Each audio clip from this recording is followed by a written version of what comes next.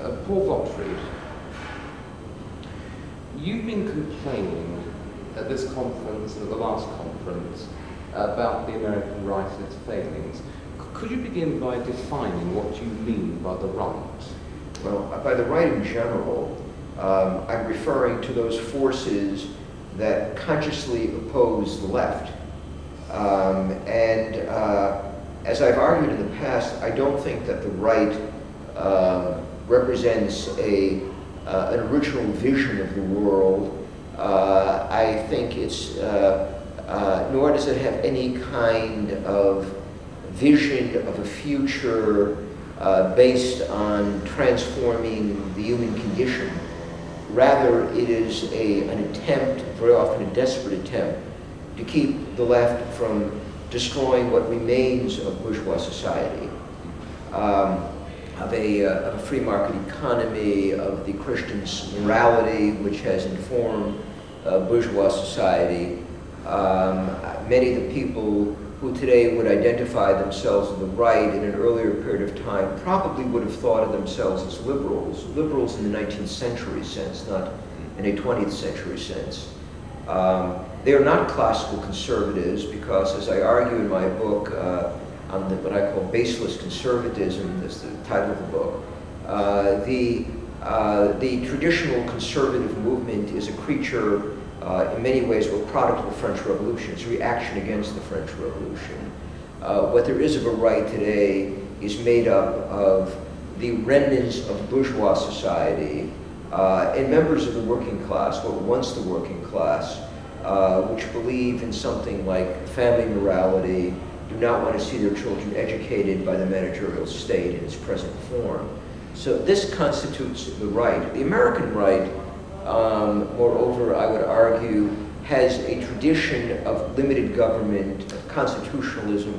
It is historically identified with a largely small-town Protestant America. This right was displaced in many ways by the rise of a more left-leaning Republican Party committed to a large welfare state, and then more recently by the victory of the Neoconservatives, who have totally absorbed what is, I think, mistakenly called the American right. But surely, Paul, the Neoconservatives, they may not be everything that you'd like them to be, but surely they are still conservatives. I mean, a neoconservative is just a new conservative or a conservative. What is wrong with these people? They are the right as well, aren't they? No, I think what they represent is a second left, which has been able to take over what I think was a brain-dead conservative movement, or in many cases not a brain-dead conservative movement, but a grasping, unprincipled conservative movement in the United States. They are in no way conservative, except in the sense that they're committed to the perpetuation of a large welfare state and to a foreign policy predicated on the spread of the American democratic model throughout the world. They're not only not conservative, I think in some ways they're probably the left of what is the official left in the United States. But surely, let's take welfare now. I'm a libertarian, and I'm supposed officially not to approve of the welfare state. But most working people want a welfare state, rightly or wrongly, and it does seem that in many cases, if you give people old age pensions, subsidised health care, if you give them pensions, it will give them a place in society. Now Bismarck said this 120 years ago. You buy off radical discontent by giving everybody a stake in society. And so the Neoconservatives, they believe in welfare. Well, perhaps we believe in welfare, don't we? Yeah, I think it's largely a situational problem that we're looking at. I mean, bringing up the example of Bismarck or Disraeli, or in some cases Aristotle, I think is in some ways almost dishonest, because these were people who were trying to preserve class society, a traditional class society. They were conservatives who were trying to prevent a movement toward the democratic left.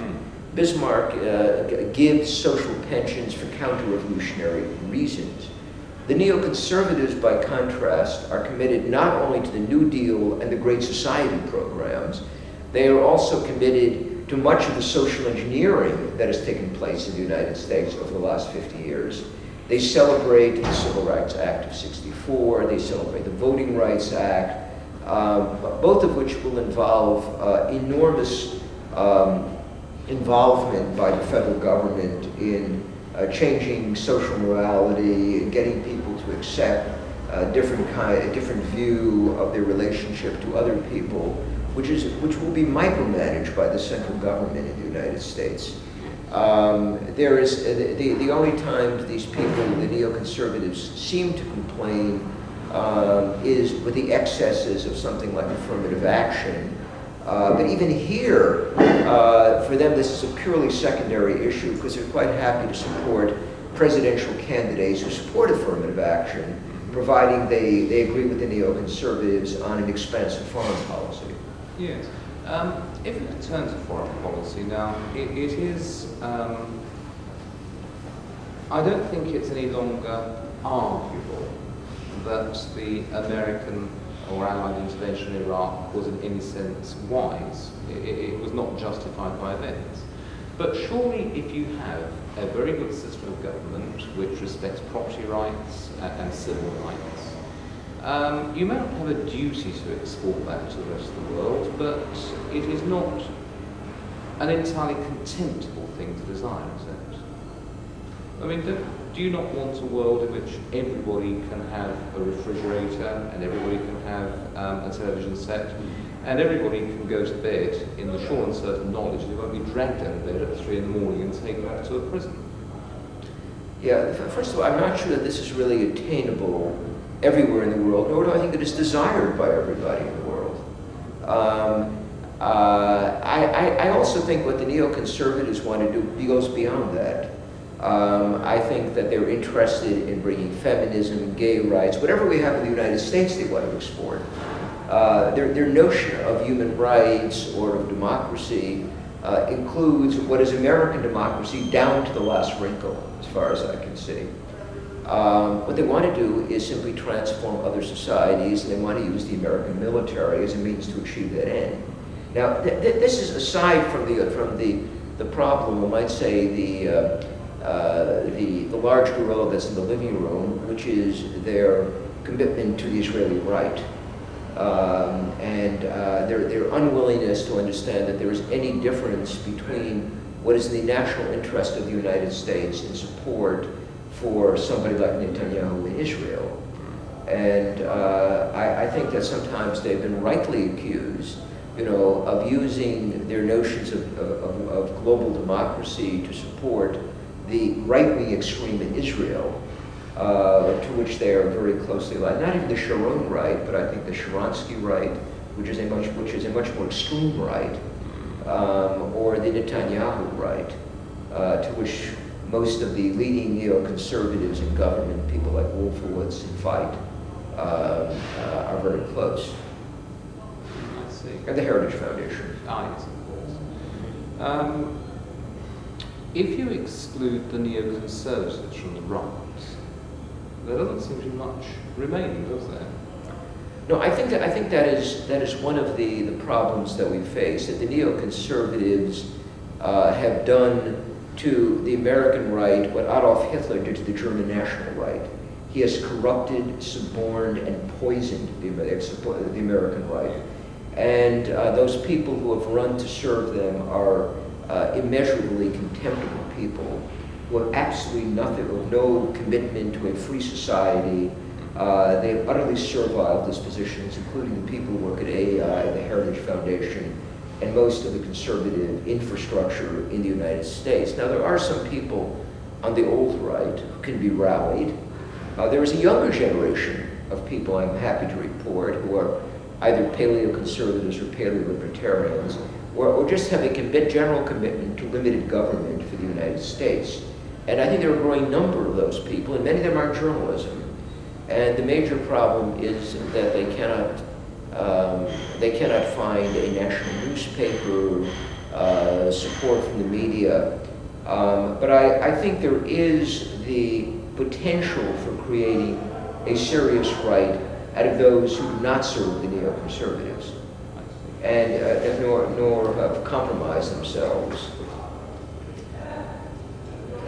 by building unseemly alliances with them. I see. So, in England, many people say that conservatism has triumphed in America, even as it's lost in England. We know that we've lost in England. You can see it in the Blair government, you can see it in the institutional changes, in the revolutionary capture of all the leading institutions in my country. But many people in England look on American conservatism as having essentially won. They tell me that there's Fox News, which puts out a very conservative message. There is this immense depth of policy institutes in Washington and other places. There is a diversity of American conservative movements, which surely means that you are being pessimistic or perhaps just sectarian. Yeah, first of all, I would point out that one of the great triumphs of British conservatism in the eyes of American conservatives, that is those who serve and work with the neoconservatives, is the victory of Tony Blair.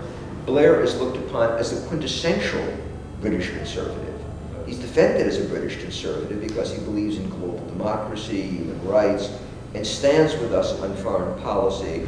And he's believed to be a moderate domestically because he has not entirely destroyed what remains of the free market system. His social views are considered to be conservative among American conservatives. He has always given an excellent treatment on Fox News, which I think you described as the conservative news channel, which it is not. What makes Fox channel different from the other channels is that it backs the Bush Republican Party, which is to say the neocon-controlled Republican Party. Interestingly enough, it very rarely we find on Fox News anybody who would be described as a paleoconservative. The discussions that you see... What is a paleoconservative? A paleoconservative is somebody who's positioned to the right of the neoconservatives. You know, when it wishes to push the debate, the political debate rightward. That's what makes you a paleoconservative. If you question the essential principles of the welfare state, if you question the civil rights movement, and you say that it has been corrupted, it was corrupted already by the 1960s, you know, and it already become the disaster that the neoconservatives sometimes recognize that it did afterwards with the support of affirmative action. If you are critical of the changes that are made in the 1960s, this makes you a paleoconservative. Now the neoconservatives accept the neoconservatives and the neoconservative-controlled Fox News accepts all these changes. They support the Voting Rights Act. Most of them support the immigration policies of the Bush administration. They will allow in the debate people who are critics of the immigration position. Anybody who takes a grim view of the welfare state in general and says that it is destructive of the family, it is destructive of the community, really has no part in their debate. Somebody like Ron Paul is treated like a moron or a madman on Fox News. The person who is the preferred candidate for president is Rudolph Giuliani, who was celebrated as the victor in the last Republican debate. The problem with Fox News is it maintains the status quo, which is a discussion between a neoconservative controlled Bush Republican Party on the left. And I do not see it really as a force that widens the political discussion. Well, let's come to immigration. Now, we can perhaps agree that certain kinds of mass immigration are socially disruptive, but surely many of the immigrants that you're receiving in America, are Roman Catholics. They are very conservative in their morality. Many of them are very hard-working. They do jobs that the white working class or the black working class are not willing to do. And surely George W. Bush is not entirely contemptible in his attempts to reach out to these people and to seek to recruit them. Yeah, the problem is that Fox News and the other neoconservative outlets will not tell you the truth, which is available on vdare.com, the columns of Stephen Seiler, Peter Brimlow's Alienation, and there are many other texts that can be quoted that indicate that illegitimacy rates among the Latino immigrants coming in is about 3 times as high as it is among whites and Asians. Unemployment is much higher than the average. Now, it's not as disastrous as the rate of Muslim unemployment in France, or in England, which is in the 40 and 50%. But it is much higher than among whites or Asians in the United States. Crime rate is considerably higher, violent crime, among Latino immigrants. Now, I resent the fact that you're not allowed to vote, and I will not be allowed to vote in either party if the political class and Fox News and the liberal channels all have their way, New York Times, the New York Post. We will not be allowed to vote for a candidate who takes a hard line in immigration. You'll be able to vote for Hillary Clinton on the Democratic side and for either Giuliani or McCain on the Republican side, both of whom are probably worse than George Bush and more willing to make amnesties and deals and do anything, to get Latino votes. And since the time that they said that they would put up a wall to keep illegal immigrants coming in from Mexico which was about 10 years ago, until the present, they've only built 5 miles of wall. The wall's supposed to go 1,500 miles. Personally, I doubt that anything will be done to push this project if the new immigration bill is put into law. I see. Okay, so the conservative movement in America is in perhaps as bad a way as it is in England. Yes, it is. Now, what would you do if there were no particular problem with resources? Or rather, let's not talk about resources, that might be part of your answer. What do you think should be done?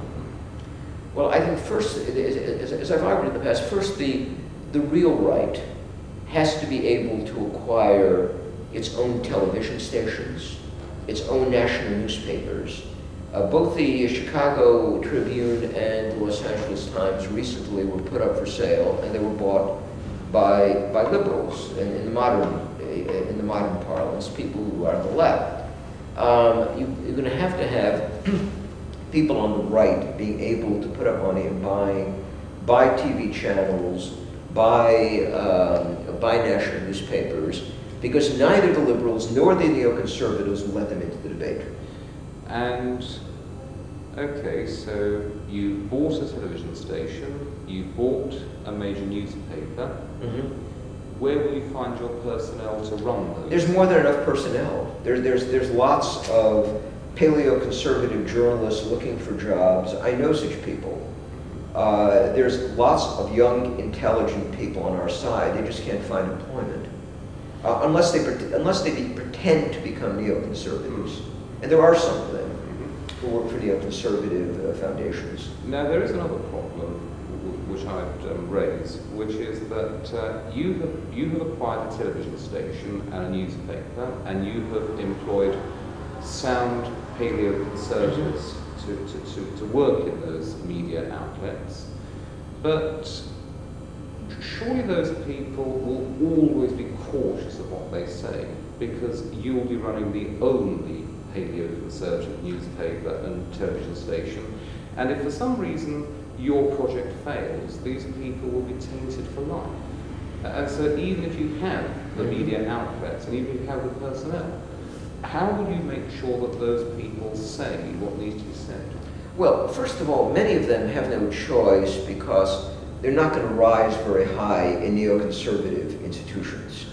Neoconservatives have a class system.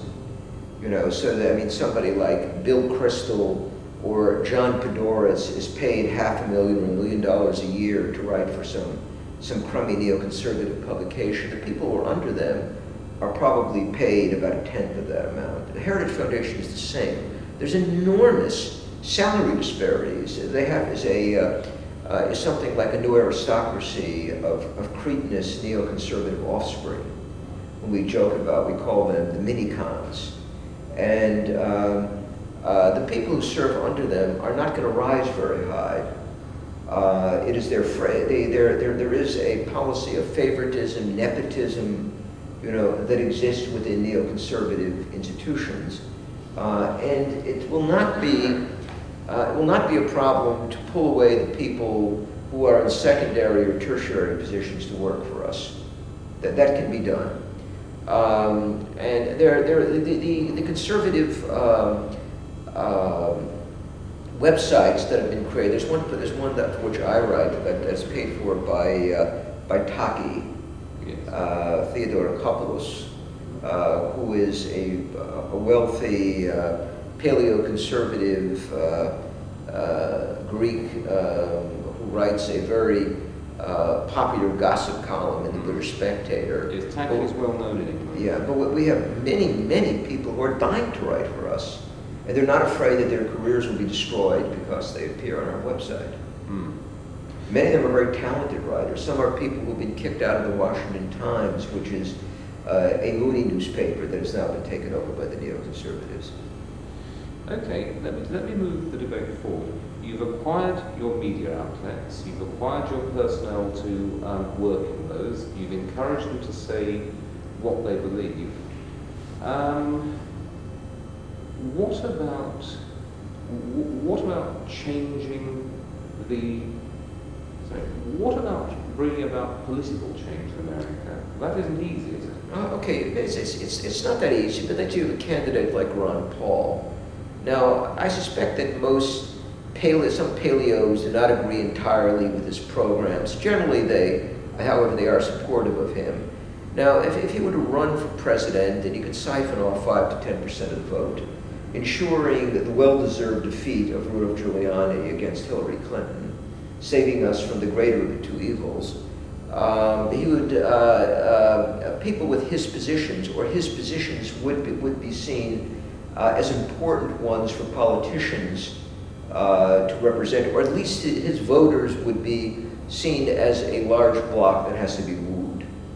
Now, if his electorate and his candidacy were combined with a national newspaper, with a television channel, then we would be in business as a political force, no matter how hard the New York Times and the Weekly Standard and the New York Post and Fox News try to keep us out of the political conversation. Yes. Very well. Let's now move forward. You have managed to capture the White House and you have captured a working majority in both houses of Congress.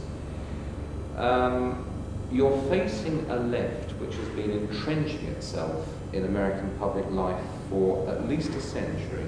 Mm-hmm. Now, faced with that, and faced with the decentralized nature of the American system, it doesn't matter how old you are, you can be in your early 20s, you are still, by comparison, an old man in a hurry.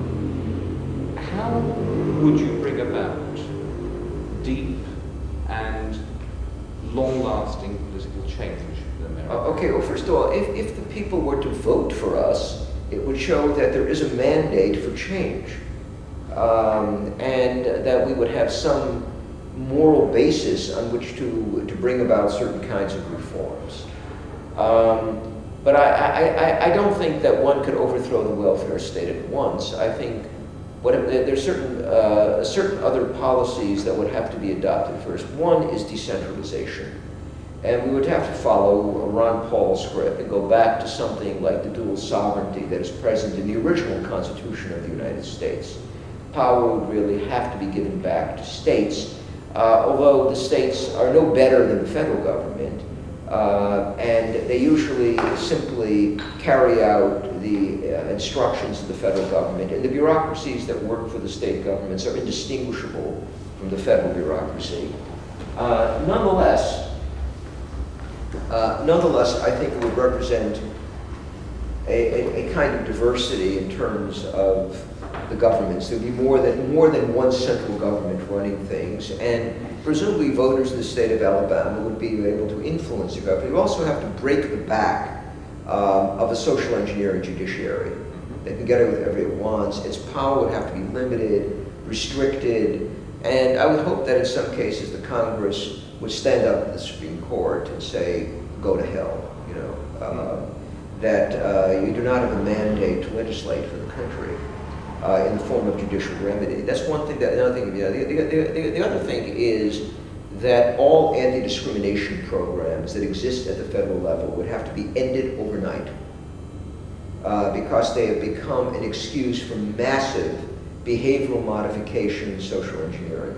Can you do that by executive fiat in America? Well, it's something done by presidential order, others would be done by the Congress. But they would be they'd be rescinded. I think that the most dangerous thing that the federal and the state governments have done. Yes. How would you take control of the bureaucracy to ensure that it did not frustrate you at every step? I have some experience. The bureaucracy, about a third of the bureaucracy can be cleaned out.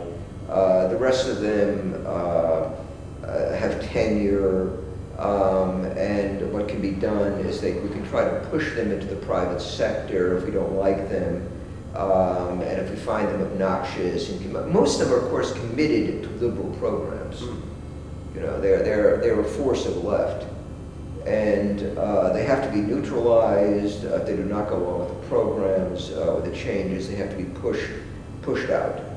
Yes. Relentlessly pushed out. Yes, you see, this was a problem faced by the Thatcher government in the 80s. Now, perhaps it wasn't radical enough, but I do know that when the Thatcher government tried to be radical, it had to work with the existing bureaucratic structures, and it was really like swimming against a strong tide in the English Channel. You strike in one direction, and you find yourself insensibly pushed off course. Well, that was one of the problems that Nixon faced when he was president. Although he's not a thoroughly principled man, and, you know, God knows, not a principled conservative, he could not deal with his own bureaucracy. And they helped bring him down, and they leaked all kinds of things about him and so forth. Another problem we have in the States is that you have government agencies, federal agencies, that operate in an extra-constitutional fashion, and have at least since the New Deal. They have judicial power, they do all kinds of things, you know, while supposedly belonging to Congress or to the executive. But the Civil Rights Commission, for instance,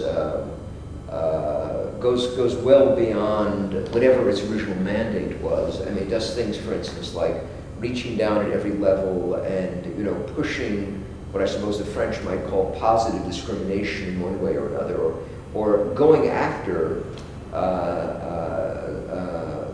universities, schools, anybody who gets federal money or in one way or another, and it's all or state money because they have state agencies as well, and trying to push them into making certain kinds of hiring decisions and so forth. The question is, you know, to what extent can this be seen as, you know, the business of the federal government in the United States? I don't think it can. I mean, it's very hard for me to see how one can justify this in terms of the Constitution of the United States. Yes. And then there's a further problem. Many of my friends in England say that the BBC should be privatised, but as far as I can tell, if the BBC were privatised and it took paid advertising, it would still remain the same poisonous left-wing media force that it has been for the past 50 years. Now, you have things like the Ford Foundation. Yes. All of these institutions which are privately funded, and they would carry on regardless of whatever changes you might try to bring about in government. Yes, in the American case, the public radio or public television is probably a minor force in terms of, you know, pushing the American political spectrum leftward. The regular network news and the broadcast, whether it be the sitcoms, Hollywood, in public education, particularly public education, have the same effect, even without, an institution like the British Broadcasting.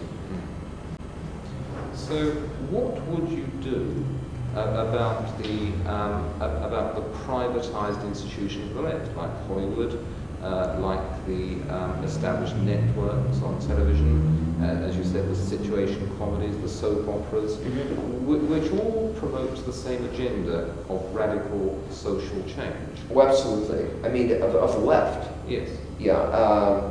I don't know what you can do. They are as I said, I always compare them to the medieval church. They represent a second state within your country. I don't know what you can even.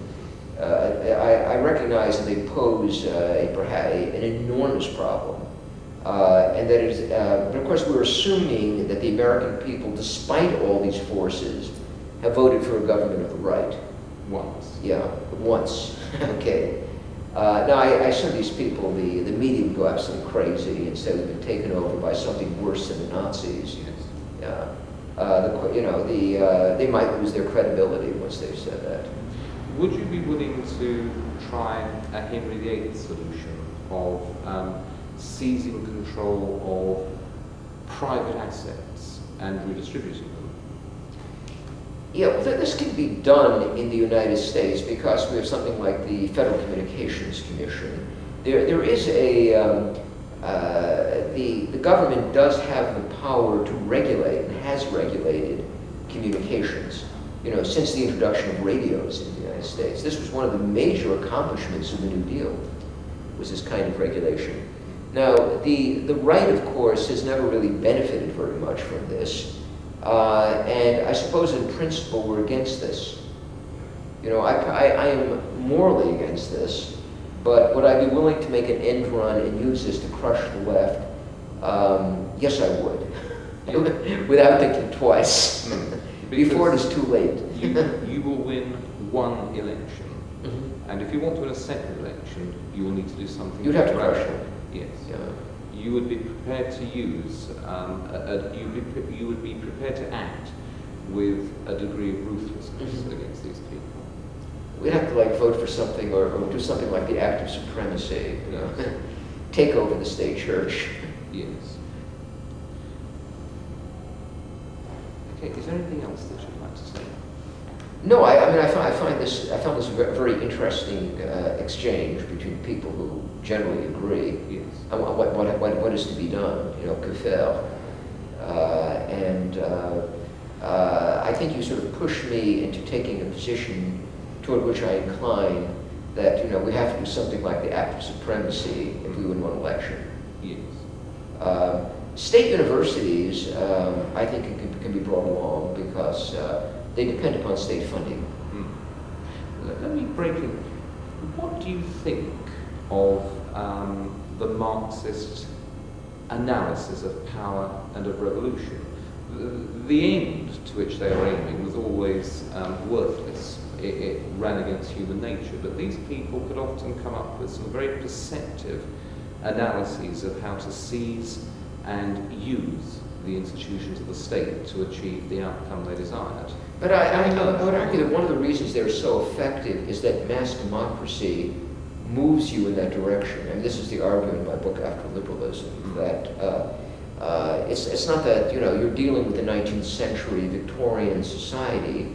You're dealing with people who want massive income redistribution, and as soon as they're allowed to vote, they support this, and they give their power away to a bureaucratic class, to scientific administrators to redistribute things in their favor. So you have the myth of public administration, the myth of scientific administration, and the victory of mass democracy. That is, everybody votes and looks to the state to provide for them and to redistribute income.